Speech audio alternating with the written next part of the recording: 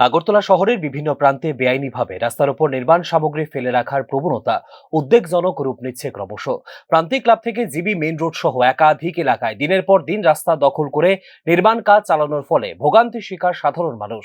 এর ফলে একদিকে যেমন নিয়মিত যানজট তৈরি হচ্ছে, অন্যদিকে সাধারণ মানুষের দৈনন্দিন জীবনযাত্রা ব্যাহত হচ্ছে চরমভাবে।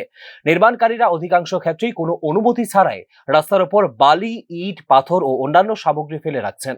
এতে রাস্তার প্রস্থ কমে গিয়ে যান চলাচল ব্যাহত হচ্ছে এবং বাড়ছে দুর্ঘটনার আশঙ্কাও। বিশেষ করে ব্যস্ত সময়ে পরিস্থিতি আরো জটিল হয়ে ওঠে, যখন সামান্য দূরত্ব অতিক্রম করতেও সময় লাগছে অতিরিক্ত।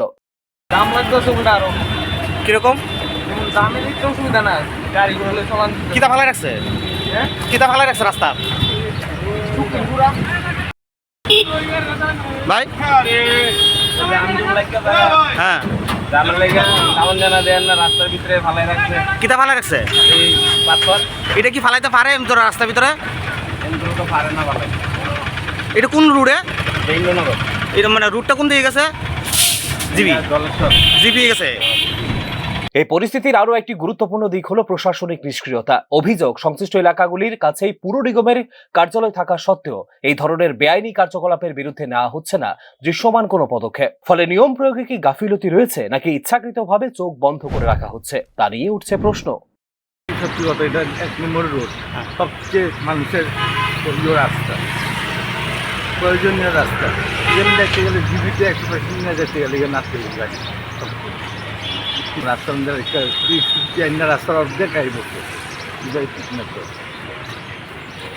হ্যাঁ, মানুষের তো সাংঘাতিক অসুবিধা, চলাফেরা করতে পারি না। আমরা তো যারা একটু আমরা যদি গেলে গাড়ির জন্য পিঠের উপর জাম যেতে একটু রোডিং করে রাস্তাটা একটু মাটি ফেলে যায়, কেউ একটু সুবিধা শূন্য সময় তো দেখা যায় কী হয়, এগুলো নিয়ে যায় গাড়ি পর্যন্ত সেগুলো নিয়ে যায়। আর এখন কেন তারা কোনো প্রদর্শন নেই, এটাই আমার নগর পরিকল্পনাবিদদের মতে শহুরে এলাকায় নির্মাণ কাজের ক্ষেত্রে নির্দিষ্ট নিয়ম ও নির্দেশিকা থাকলেও তার যথাযথ প্রয়োগ না হলে ভেঙে পড়তে পারে শহরের স্বাভাবিক পরিকাঠামো। রাস্তা দখল করে নির্মাণ সামগ্রী রাখা শুধু যানজটই বাড়ায় না, বরং জরুরি পরিষেবার গাড়ি চলাচলেও বাধার সৃষ্টি করতে পারে, যা জননিরাপত্তার জন্য বড় হুমকি। এছাড়া দীর্ঘদিন ধরে এই ধরনের অনিয়ম চলতে থাকলে তা এক ধরনের নতুন স্বাভাবিক হয়ে ওঠে, যা ভবিষ্যতেও আরো বড় মাত্রায় নিয়ম ভঙ্গনের পথ প্রশস্ত করে বলে মনে করছে সংশ্লিষ্ট মহল। সময় মতো তাতে হস্তক্ষেপ করে কঠোর নজরদারি চালানো এবং আইন লঙ্ঘনকারীদের বিরুদ্ধে ব্যবস্থা নেওয়া এখন সময়ের দাবি বলে মনে করছে সাধারণ মানুষ।